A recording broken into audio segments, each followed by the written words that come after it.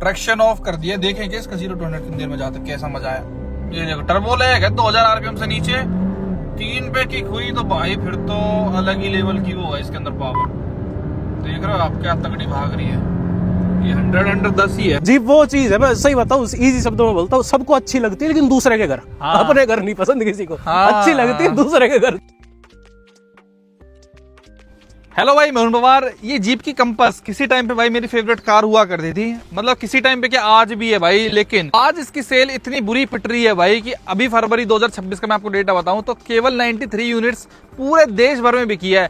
93 गाड़ियां हैं, इतने तो मेरे को लगता है ये क्रेटा फ्रेटा से खो जाती होंगी भाई हुंडई से कि कहाँ गई गाड़ी, स्टॉक यार्ड में नहीं मिल रही, ट्रांजिट में नहीं मिल रही, इतनी तो जीप की कंपास है बिकती है। तो कहने का मतलब ये, अब जितनी भी आप रोड पे गाड़ियां देखते हो जीप की कंपास ऑल ओवर इंडिया किसी भी पार्ट से, वो भाई आपको सेकंड हैंड ही देखने को मिलती है। और ये जो गाड़ियां होती है ना जीप की कंपास वगैरह, मुझे लगता है भाई इनको नई गाड़ी खरीदने का कोई सेंस नहीं है, क्योंकि इन गाड़ियों की रीसेल कुछ होती नहीं है। तो उसका एडवांटेज हम जैसे भाई जिनको जीप एज अ ब्रांड बहुत पसंद है, कंपास बहुत पसंद है, वो रीसेल में सेकंड हैंड जब गाड़ियां लेने जाते हैं तो उनको बहुत अच्छी वैल्यू कहीं ना कहीं मिलती है। और उसी का उदाहरण आज हमारे पास हमारे भाई खड़े हुए हैं जो इसको एक सेकंड हैंड परचेज लेके आए हैं भाई, जीप कंपास। मैं शुभम सांगवान। सुनाओ भाई कैसे हो? बहुत बढ़िया भाई। भाई एक बार अपना इंट्रोडक्शन और माई सेल्फ सुना दो भाइयों को। भाई माई सेल्फ शुभम सांगवान। मेरे को आपने इस चैनल पर ना करके 10-15 बार देख लिया होगा, अलग अलग गाड़ियों के साथ हमेशा देखा होगा। और मतलब मेरा ये रिकॉर्ड रहा है, मेरी फैमिली का और मेरा पर्सनली ये रिकॉर्ड रहा है, जिस हिसाब के बैकग्राउंड से हम आते हैं, एज अ जाट परिवार से हम आते हैं, वो भी हरियाणा के, तो जिस हिसाब की गाड़ियां मैं और मेरा परिवार खरीदता है ना, वो थोड़ी सी हमेशा से अतरंगी रही है। उसके आगे की कहानी जो है अरुण भाई आपको स्वयं बताएंगे। ये है मेरी जीप कंपास, आगे कहानी आप खुद जान लो। जैसे पहले इनके पास भाई XUV 500 थी, बहुत तारीफ करी थी उन्होंने। महिंद्रा की दिक्कत नहीं, डीलरशिप का होता है। अब जैसे गुड़गांव में ही करवाई है हमने शुरू से, चोर बैठे हैं एक नंबर के। फॉर्च्यूनर आपकी इतनी आवाज करेगी, इनोवा सब बताते हैं कि लॉन्ग टूर के लिए सबसे बेस्ट गाड़ी है। ओवर राइड लगती है वो हमें एक हिसाब से। ये चलाने के बाद आप कोई गाड़ी नहीं ले पाओगे दूसरी।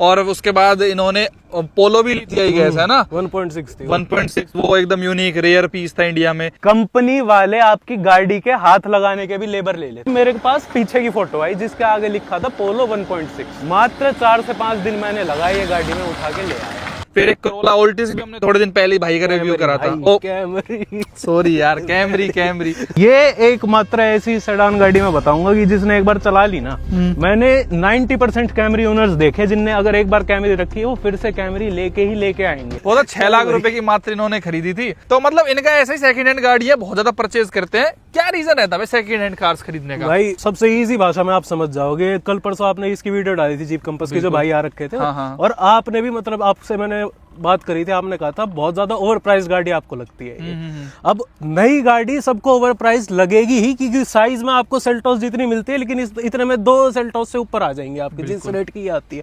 टॉप मॉडल गिने और सेल्टोस का बेस गिने तो 3 सेल्टोस आ जाएंगे आपके उस रेट के अंदर।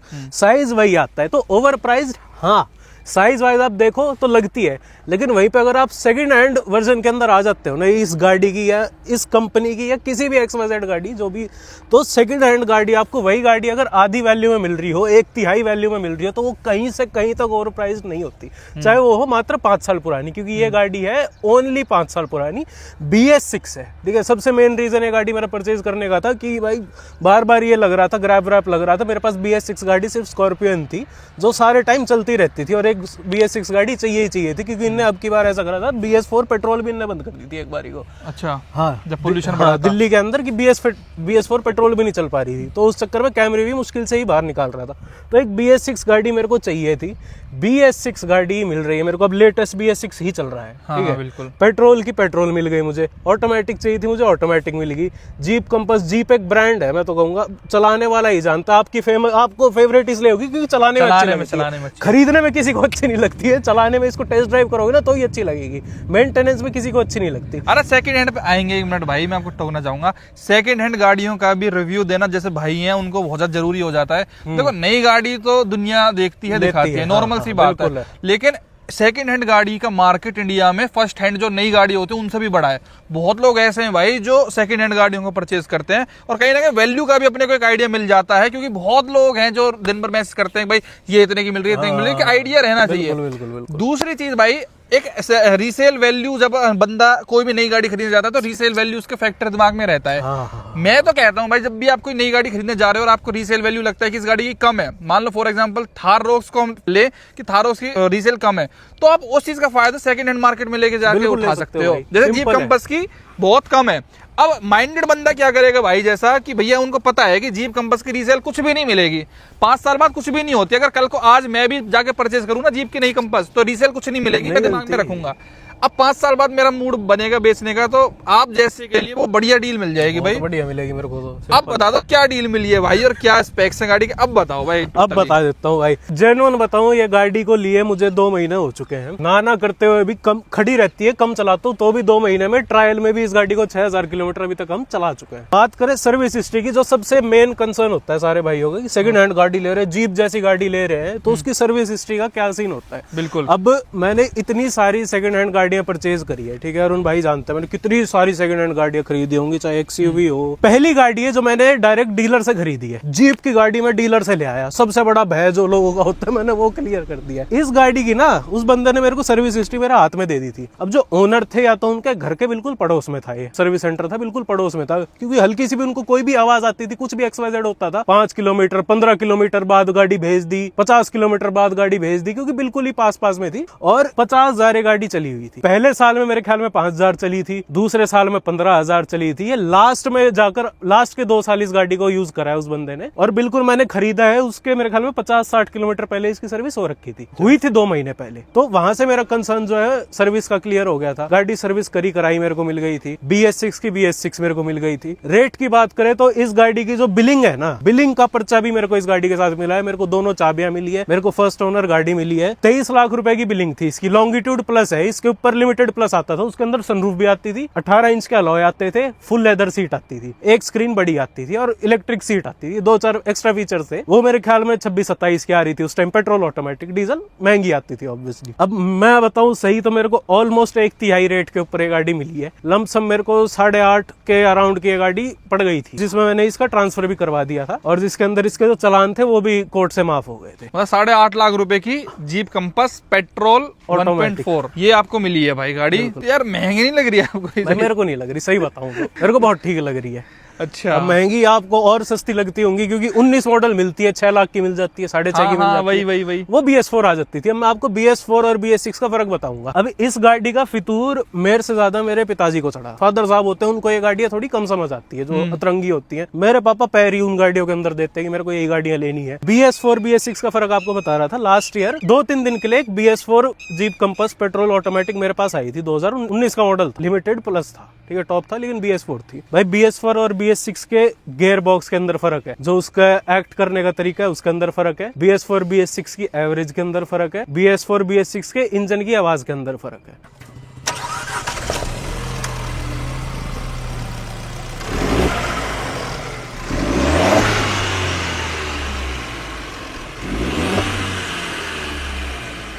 तो उस वजह से जो है ना वैल्यू बहुत ज्यादा फर्क आ जाती है। मैं 4 महीने पुरानी इसकी BS4 होगी ना, वो मेरे को 1.5 लाख सस्ती मिल सकती है गाड़ी। मैं BS6 के चक्कर में ये पैसे दे के आया और मेरे को कहीं माड़ी नहीं लगती। 23 लाख की गाड़ी 5 साल में मेरे को आधी से भी कम रेट के अंदर मिल रही है, तो कहीं से कहीं माड़ी नहीं है।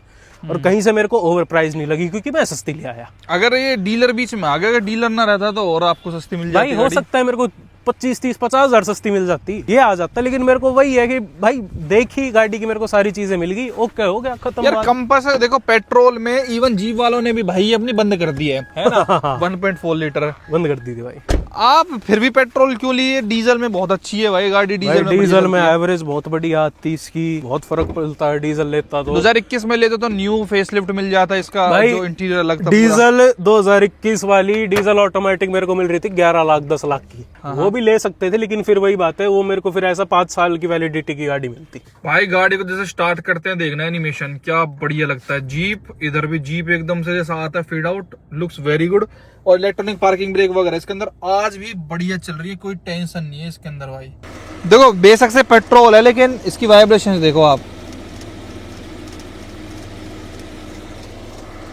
ये मेरे को आप ये समझो, मैंने एक हिसाब से नई डीजल की गाड़ी खरीदी, आप ये सोचो, क्योंकि 10 साल इस गाड़ी के पूरे बच रहे हैं। अरे सेकंड हैंड जैसे गाड़ी में क्या दिमाग में रखें भाई सब, क्योंकि मेन ऐसे ब्रांड में यार दिक्कत हो ही रहती है यार, पता नहीं क्या पार्ट्स कैसे रखे होंगे, कैसे चेंज होंगे, और 5 साल बाद अब तो मेन ही खर्चा मांगना स्टार्ट करेगी, क्योंकि वारंटी से भी बाहर चली गई, और इसका इतना महंगा पार्ट्स वगैरह है, सब चीजें इतनी महंगी है। सबसे बड़ा तो मैं बताऊं इसका मेरे को डिसएडवांटेज लगता है इसका डीसीटी, ठीक है। अब डीसीटी सब जो है थकते हैं, डीसीटी से डरते हैं कि भाई हीट हो जाता है, प्लस इसमें डीडीसीटी है, कईयों को नहीं पता हुआ, ड्राई डुअल क्लच है इसका, वेट डुअल क्लच नहीं है, ड्राई है, तो उस वजह से थोड़ा सा ना अटकता भी है, लेट शिफ्ट करता है, पहले से दूसरा बहुत लेट, जबकि डीसीटी पहले से दूसरा जब ही लगा देती है। एक तो मेरे को उसका डर है कि भाई वो खत्म ना हो जाए 50,000 किलोमीटर, क्योंकि मेरे को जहां तक लगता है 1,00,000 किलोमीटर का डीसीटी का गियर बॉक्स होता है, आप बहुत अच्छे से रख लो तो 1,00,000 में मैंने 90% कस्टमर देखे जिनका जाता है। डीसीटी ट्रैफिक का होता ही नहीं गियर बॉक्स, हाईवे पे चला लो बहुत बढ़िया है। इस गाड़ी की अभी तक अपने चलाई हाईवे पे है, शहर के अंदर चलाने की गाड़ी नहीं है और बारिश के अंदर चलाने की गाड़ी नहीं है, बस उसके लिए आप दूसरी गाड़ी रखो, बाकी ये गाड़ी में कोई समस्या नहीं है। ये हाईवेज के लिए है, हाईवेज के लिए मैं कहूंगा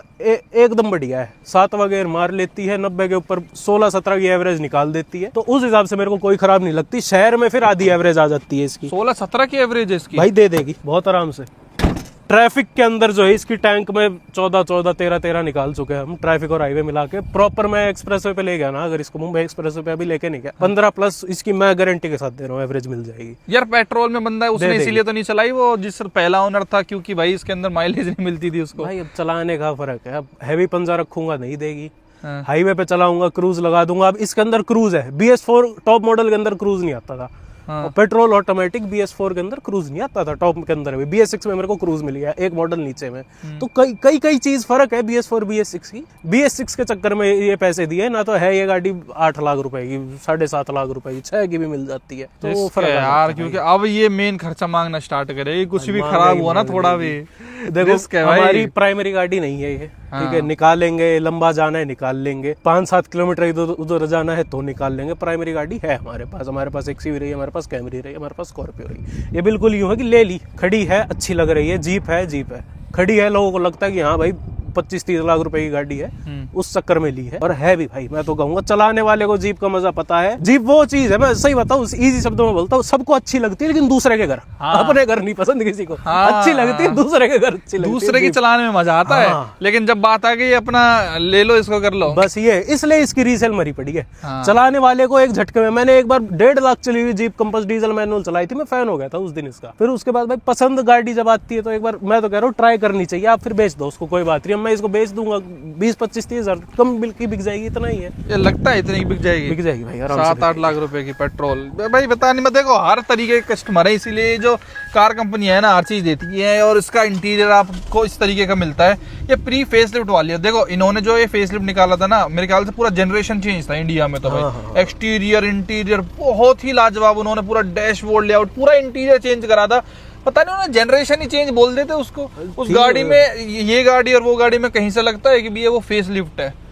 वो वाली देखो पीछे से, लेकिन पीछे उसमें बम्पर का भी फर्क नहीं है। अब ये देखो लाइट में थोड़ा फर्क देना चाहिए था फेस लिफ्ट के लिए। कलर भी बदल दिया था पूरा मीटर से लेके। यार एवरेज तो अच्छी देती है, 10.6 की शो कर दिया है। उसमें दिखाता हूँ, ट्रिप में दिखाता हूँ, कल फुल करवाई थी मैंने, 10.4 ट्रिप में दिखा रही है। 135 किलोमीटर दिल्ली में फुल करवा के लाया था मैं, एक कोने से गाजियाबाद फुल करवाई थी मैंने। कितनी छोटी स्क्रीन है इसके अंदर, कार प्ले वगैरह चलता है भाई, वायर वाली है। जो टॉप आता था इस पे लिमिटेड प्लस, उसमें इससे बड़ी स्क्रीन। अब सेंस नहीं लगता इसका 35 लाख रुपए की खरीदने का, बिल्कुल नहीं लगता है। 20-25 की भी आदमी एक बारी को ले ले, 35 बहुत ज्यादा पैसे हैं इसके। डिस्काउंट भी मेरे को तो नहीं लगता कि नई गाड़ी पे उतना डिस्काउंट दे रहे हैं भाई, डेमो गाड़ी पे दे दे अलग बात है, नई गाड़ी पे जितना देना चाहिए उतना नहीं दे रहे हैं भाई। मैं तो वेट कर रहा हूँ, जिस दिन जीप जाएगी ना उस दिन कंपास लूंगा टॉप मॉडल भाई। हाँ, फोर्ड थी, जब एंडेवर गई थी कितनी सस्ती बिकी थी, 33 लाख रुपए की भाई, 28-28 लाख रुपए की। क्रूज जब शेवरले गई थी ना 18 लाख की क्रूज, मैंने 12-12 लाख की बिकती देखी नई शोरूम में, तब लेने की जायज थी वो गाड़ी। और चला के देखते हैं भाई क्या तगड़ी चीज है भाई, क्योंकि मैं इसका खुद फैन हूँ भाई। ये देखो इसकी बिल्ड क्वालिटी देखो, इतनी तगड़ी सेफ्टी देती है भाई ये गाड़ी कि आपको मजा आ जाता है। ये भाई इसका automatic gearbox, electronic parking brake इसके अंदर आती थी, और ऐसा कुछ इंटीरियर है भाई गाड़ी का। नई वाली इंटीरियर में थोड़ा लगता है कि हाँ अंदर स्पेस उसमें ज्यादा लगती है नई वाली में, आगे मतलब जैसा उसका इंफरटेनमेंट और दे रखा है ना, वो अंदर से स्पेशियस लगती है। ये बीडी लगती है।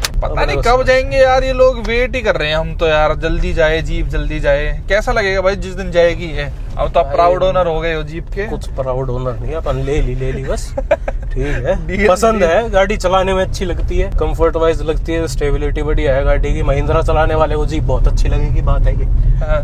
जिसने 10 साल महिंद्रा 12 साल महिंद्रा चलाई हो ना, उसको जीप बहुत बढ़िया लगेगी चलाने में। अब जो है ना, सही बताओ तो ड्राइविंग डायनामिक्स वाली गाड़ी का फैन ज्यादा हूँ मैं। चलती का स्टीयरिंग छोड़ दो, मतलब ही नहीं ऐसे ऐसे हो। चलो भाई, पहली बार मैं पेट्रोल की इसकी टेस्ट ड्राइव ले रहा हूँ, कैसी चलती है भाई ये पेट्रोल ऑटोमेटिक 1.4 भाई 1400 सीसी है टर्बो, बहुत बहुत बहुत तगड़ी भागती है, तो बहुत स्मूथ गाड़ी है यार। और सीरियस ये तो 56,000 किलोमीटर जेन्युइन चल रखी है गाड़ी, चलने में तो कोई कह नहीं सकता 5 साल पुरानी गाड़ी है भाई ये। Ultra pro max level smooth है ये तो, भागने में, पावर में, गियर शिफ्टिंग कब में हो रही है पता ही नहीं चल रहा। तो मेरे को नहीं लगता 8.5 लाख रुपए में ऐसी कोई गाड़ी मार्केट में आपको मिलेगी। आ गई ना जुबान पे, आ गई ना ये बात, अभी आ गई। 35 लाख की आपको मिल सकती है एक बारी, लेकिन 8.5 लाख रुपए की नहीं मिल सकती ऐसी चलाने वाली गाड़ी। मैं ड्राइविंग के हिसाब से बता रहा हूँ, हाँ। ओनली ड्राइविंग को दिमाग में रखते हुए कि जब ड्राइविंग डायनेमिक्स आपको बहुत बेस्ट भाई, इसमें ड्राइविंग डायनामिक्स के अलावा है भी नहीं, सही बताओ। इस गाड़ी के अंदर चलाने में अच्छी लगती है, बिल्ड क्वालिटी बहुत तगड़ी है। जिन जिन के एक्सीडेंट हुए हैं वो जानते हैं भाई, हिलती नहीं और अंदर आदमी को नहीं होता कुछ। क्वालिटी बढ़िया है गाड़ी की, बस और कुछ नहीं है इस गाड़ी के अंदर। ये 160 bhp राउंड निकालते हैं ना 160 भाई, ऐसी पावर के साथ अगर 10 की माइलेज दे रही है। अब मुझे तो इसमें झोल लग रहा है माइलेज में, देखो सही बताऊं तो भाई बहुत ही अच्छी चल रही है, बहुत ही अच्छी चल रही है। शिफ्टिंग कब कम में हो रहे हैं आपको आइडिया भी लग रहा। डीजल तो इसके बराबर का ही नहीं है कहीं पे, इसी का डीजल मैं बता रहा हूँ। उसमें जब भी हूँ थोड़ा सा फील होता है, बेशक उसके अंदर वो लोग 9 स्पीड दे रहे हो, लेकिन इसके अंदर तो बहुत ही अच्छी स्मूथ गाड़ी है भाई।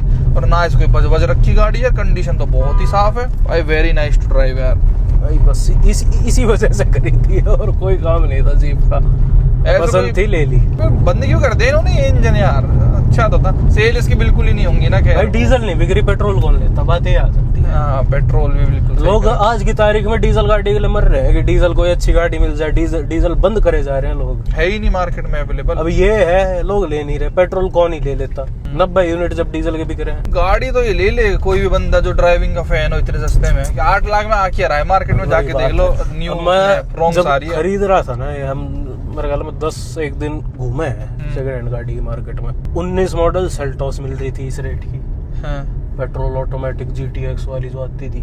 20 मॉडल क्रेटा मिल रही थी, इससे महंगी मिल रही थी, automatic, petrol automatic, normal turbo भी नहीं। साइज वो है, लेकिन सेगमेंट फिर इस गाड़ी का थोड़ा सा डबल प्रीमियम के अंदर आ जाता है। मतलब 2 Creta Seltos is equal to 1 this car rate के हिसाब से। क्वालिटी में भी फर्क लगता है, साइज के अंदर ये गाड़ी मार खा गई थी। या तो इस गाड़ी का साइज अच्छा निकालते हैं लोग तो शायद सेल हो जाती, क्योंकि नए आदमी को तो छोटी लगेगी ये गाड़ी। गाँव में खड़ी कर दूं तो यहाँ खड़ी कर लो, छोटी गाड़ी बोलेंगे, क्या क्रेटा सेल्टॉस ही तो है, दूसरी लगती है। कौन 35 लाख इससे बताओगे 35 की अगला सर पकड़ तुम्हें पागल घोषित कर देगा। शहर में इस गाड़ी की वैल्यू है, गुड़गांव में लोग बढ़िया मानते हैं गाड़ी को। और ब्रेकिंग वगैरह, स्टीयरिंग वगैरह क्या ही ऑन पॉइंट देते हैं यार ये लोग, क्या जबरदस्त। कभी आपको रोक नहीं हो भाई, कहीं रुक जाएगी। और ये आप इस पे सुई पे नजर डालो भाई, इसकी पावर आप यहाँ साइड लगाओ, लुक एट दिस। ये पावर हो, हैंडलिंग हो, इन चीजों के लिए मतलब मशहूर है भाई। वैसे अगर रियल लाइफ में बात करें तो डायरेक्ट ओनर ढूंढना बहुत मुश्किल हो जाता है ना सेकंड हैंड भाई। डायरेक्ट ओनर तो बिकाली है गाड़ियां, उन डीलरों के पास खड़ी है गाड़ियां, तो डीलर के पास। डायरेक्ट जो बेचना चाह रहे थे मोस्ट लोगों ने तो मेरे ख्याल में बेच ली।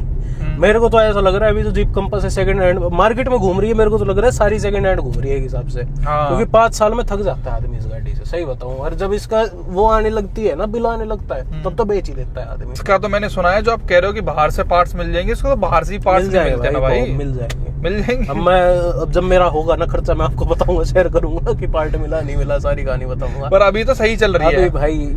रिस्की है यार, मेरे ख्याल से ना बहुत बड़ा बेट है, बहुत बड़ा रिस्क आप ले रहे हो। प्राइमरी गाड़ी मेरे को नहीं लगता कि आप प्राइमरी गाड़ी रखो भाई। जब खरीद ली तो क्या प्राइमरी क्या सेकेंडरी, फिर तो आपने चलानी है। या तो इसको यूं कि आप 5, 7, 10 दिन में निकाल रहे हो और 100-200 किलोमीटर हाईवे घुमा ले।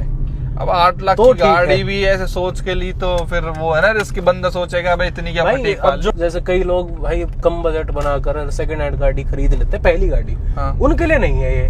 फिर तो तुम क्रेटा ले लो। हाँ हाँ सही कह रहे हो। 6 लाख 7 लाख, तुम चाहे पुरानी वाली क्रेटा ले लो, प्री फेस लिफ्ट वाली जो 18-19 में आया करती है, वो भी ले सकते हो, वो ठीक है।